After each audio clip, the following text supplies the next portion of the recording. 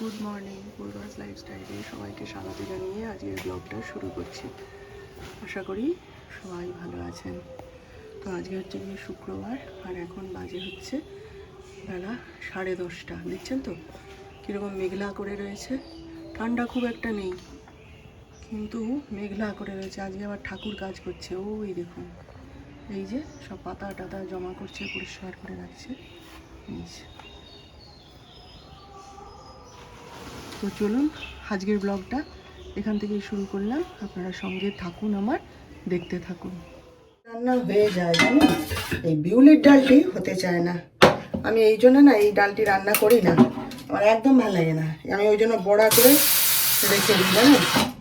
সে সকাল থেকে গরম জলে ভিজিয়ে রেখে দিয়েছি, তবুও হচ্ছে না, ডাল শক্ত হয়ে যাচ্ছে। কী যে যন্ত্রণা না।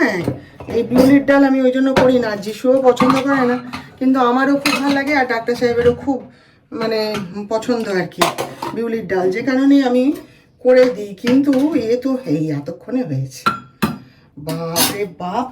আমার দুটো তরকারি হয়ে গেল জানেন।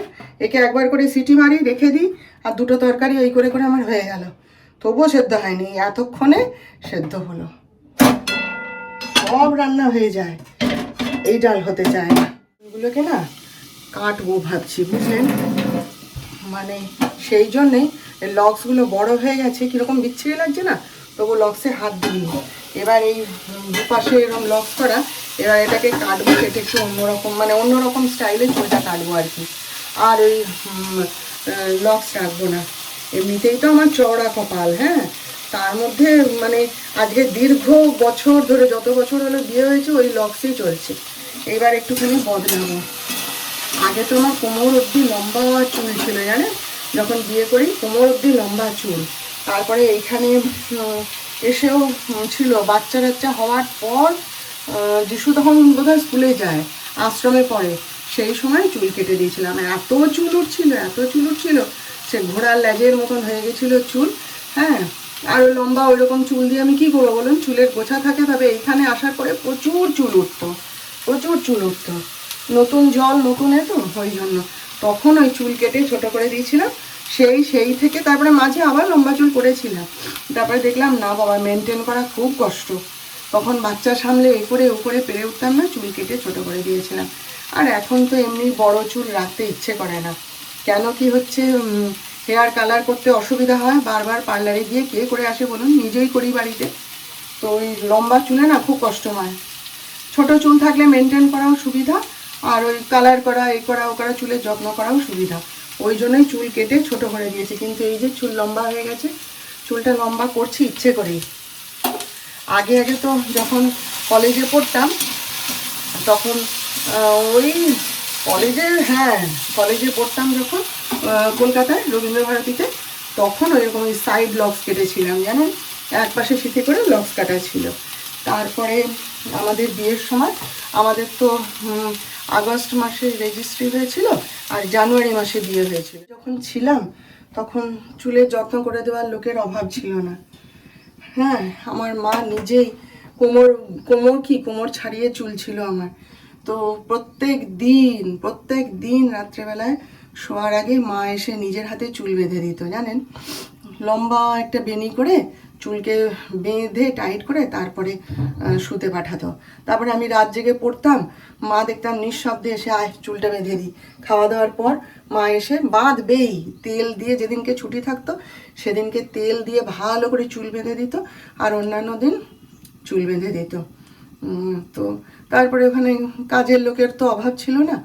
আমি বিয়ের পরেও গেছি ওখানে, সেই লক্ষ্মীদি বলে একজন ছিল, আয় পুতুল বস দেখি এখানে, তো চুলগুলো দেখি একটু বলে বসে ভালো করে চুল আঁচড়ে দিত, চুলে তেল দিয়ে দিত, চুল বেঁধে দিত।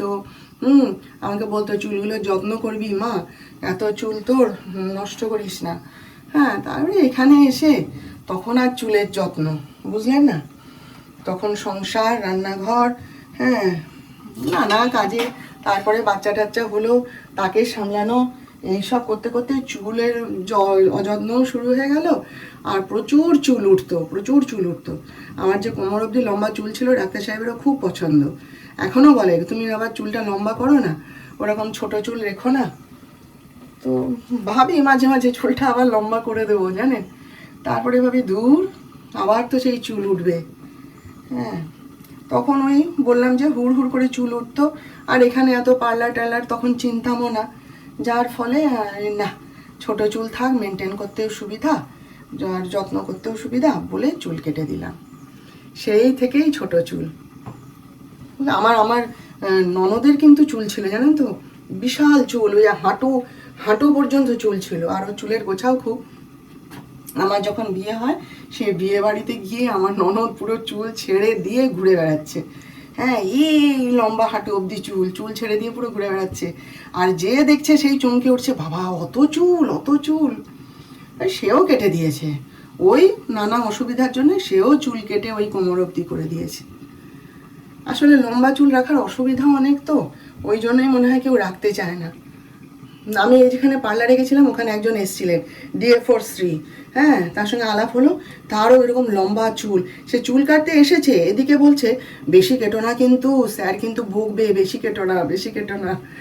ভালো।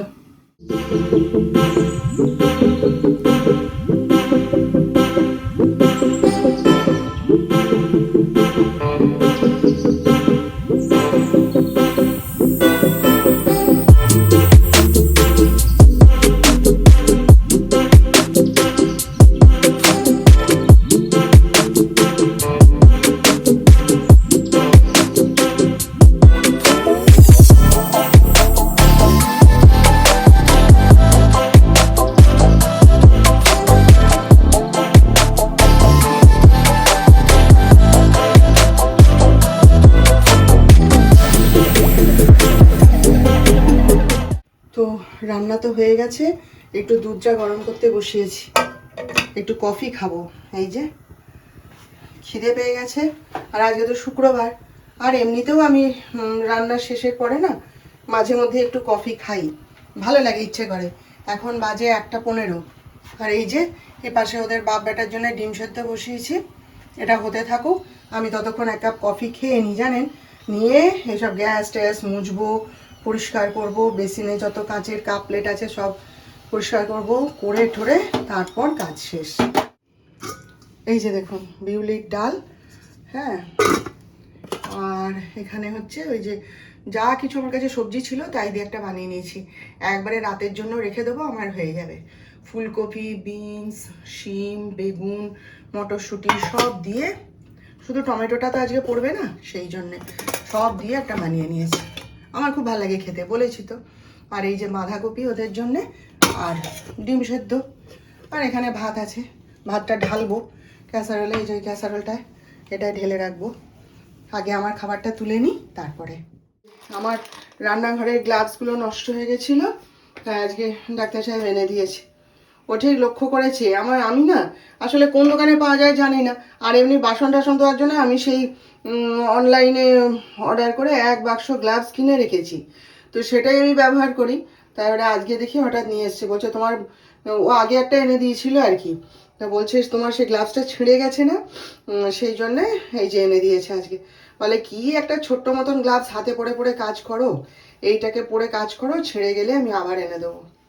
ওই রান্নাঘরে বলুন বা নানা কাজে লাগে আর কি, এই জন্য এটা এনে দিয়েছে।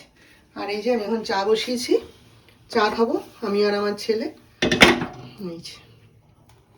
সকালে যখন সন্তোষী মায়ের পুজোর জন্য ছোলা ভিজিয়েছিলাম, মানে আগের দিন রাতে আর কি ভিজিয়ে রেখেছিলাম, তখন বেশি করে ছোলা ভিজিয়ে রেখেছিলাম জানেন। এই ছোলা সেদ্ধ দিয়ে মুড়ি খেতে বা চিড়ে ভাজা বলুন, চাল ভাজা বলুন, যাই হোক খেতে না দারুণ লাগে। আর আমাদের বাড়ির আমাদের মানে ডাক্তার সাহেবও পছন্দ করে, আমিও পছন্দ করি, যিশুও খুব ভালোবাসে।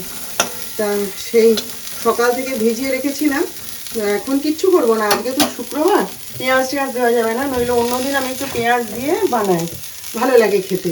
আজকে কিছু করিনি, ছোলাটা সেদ্ধ করে নিয়েছি, নিয়ে একটুখানি এই যে শুকনো লঙ্কা ফোড়ন দিয়ে একটুখানি জাস্ট নুন দেবো, হলুদ টলুদ কিচ্ছু দেবো না, নুন দিয়ে এই যে ছোলাটা একটুখানি লাল লাল করে ভেজে নিয়ে রেখে দেবো। এবার ওরা তার জলখাবারে যখন মুড়ি খায় খাবে, যা খায় খাবে, ডাক্তার সাহেব যা খায় খাবে, তখন বেড়ে দেবো। সন্ধ্যা টন্ধ্যা দেবো, তার আগে এই যে ঘর টর ঝাঁট দিয়ে পরিষ্কার করলাম, করে কি রান্না হবে তার জোগাড় করলাম, করে এইটাকে বানিয়ে রেখে দিয়ে তারপর গা ধোবো, সন্ধ্যা প্রদীপ জ্বালবো, সব করবো। খাবারটা করে রেখে দিই, আমার এখন সন্ধ্যা দিতে দেরি হবে, ততক্ষণ কি ওরা মুখ শুকনো করে বসে থাকবে বলুন? আর আমি আমার ধীরে সুস্থে পুজো করতে পারবো। ছোলা সেদ্ধ ভীষণ ভালো লাগে, ডাক্তার সাহেবকে দিয়ে প্রতি মাসে আমি এরকম ছোলা আনিয়ে রেখে দিই, আর একটু ভাজা ভাজা হলেই নামিয়ে দেবো। ভীষণ ভালো লাগে খেতে, আর একটু যদি এর সঙ্গে পেঁয়াজ থাকে তাহলে তো কথাই নেই। তাহলে আজকের মতন ভিডিওটা এখানেই রাখবো। এখন 10:30 বাজে। ডাক্তার সাহেব এখনই ফিরলেন, ফিরে গরম জলে চান করলো, বলছে আমার শরীরে ভীষণ অস্বস্তি করছে, আমি চান করি, না হলে হবে না। তো চান টান করলো, করে খাওয়া দাওয়া করলো, করে এই বসেছে গিয়ে সে ঘরে। আমি একটুখানি কফি করতে এসেছি ওর জন্যে। কফিটা দিয়ে দুজনে একটু গল্প গুজব করবো। সারাদিন তো একা একা কেটে যায় সময়, সেও তার কাজে ব্যস্ত থাকে, আমিও ঘরের ভেতর সংসার ধর্ম নিয়েই ব্যস্ত থাকি, কথা বলার আর আমাদের সময় কোথায়। তো সেই জন্যে এখন একটু দুজনে বসে কথা টথা বলবো, গল্প টল্প করবো, এই আর কি। একা একা থাকতে বেশিক্ষণ না ভালো লাগে না, হাঁপিয়ে উঠি। তো সেই জন্যেই এখন একটু দুজনে গল্প গুজব করলে টলে তবু ভালো লাগে, তাই না বলুন? তো যাই হোক, চলুন তাহলে আজকের মতন রাখছি। আবার আমাদের কালকে দেখা হবে নতুন ব্লগে, নতুন বিষয় নিয়ে। ততক্ষণ যে যেখানে আছেন সবাই ভালো থাকবেন। আর আমার আজকের ভিডিওটা ভালো লাগলে একটা লাইক, শেয়ার ও সাবস্ক্রাইব প্লিজ করে দেবেন।